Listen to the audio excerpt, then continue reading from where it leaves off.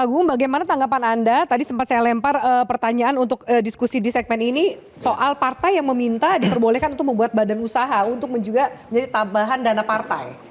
Anda setuju atau tidak? Partai harusnya menjalankan fungsinya untuk pendidikan politik ya. Jadi bukan berusaha sebetulnya. Nah jadi dan ini juga otokritik ya bagi partai-partai yang hari ini itu belum maksimal untuk menjalankan fungsi asasinya. Apa sih fungsi asasi partai? Sebetulnya partai itu punya fungsi yang penting tuh untuk memproduksi pemimpin sebetulnya. Ya presiden, anggota DPR, DPRD, itu semuanya kan calon-calon pemimpin. Nah, dan makanya kaderisasi itu penting di situ. Nah makanya kalau misalnya gagasan ini dibawa, bagi kami berpandangan bahwa ini gagasan yang baik. Kalau tujuannya itu untuk memfungsikan fungsi partai yang tadi itu, yang asasi itu tadi, untuk melakukan kaderisasi, melakukan pendidikan politik untuk pemimpin Indonesia di masa yang akan datang. Jadi sebenarnya ya kembali ke depan kalau misalnya ini menjadi sebuah gagasan yang baik ya, bagi saya sepanjang itu tujuannya untuk accountability partai dan kemudian untuk menjalankan. Anda dukung? Menurut Anda ini akan diketok nggak?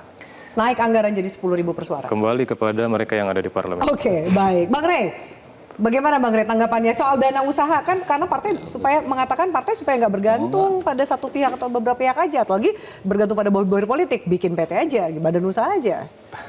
Saya menambahi uangnya ayah saya nggak sudi, apalagi berbadan usaha gitu loh. Jadi semakin apa? Nggak masuk akal melihat kinerja partai hari ini. Salah satunya mungkin akan kita lihat partai politik yang didirikan.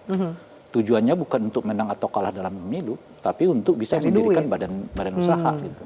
Dengan badan usaha itu ya dia berusaha gitu kan, dan sebenarnya makin nggak terkontrol lah ya. Bahwa partai politik itu berbadan usaha gitu. Intinya begini menurut saya, Mbak Afi ya.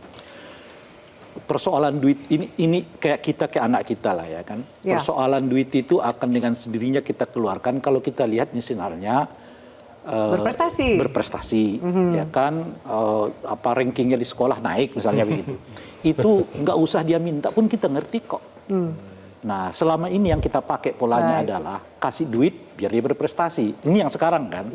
Nah sekarang saya mau balik dulu. Anda berprestasi dulu baru kita kasih duit. Itu loh kira-kira tuh. Itu satu. Nah yang kedua. Durasinya singkat. Ini yang berkaitan dengan soal korupsi. Yang berkaitan dengan korupsi. Coba kita cek kembali. Benar nggak korupsi yang merajalela di lingkungan politik ini salah satunya disebabkan oleh uang yang sedikit dari partai. Jangan-jangan seperti yang kita udah disukan tadi, meningkat pun dana bagi ASN misalnya tidak dengan sendirinya menghilangkan. Korupsinya juga tetap jalan gitu.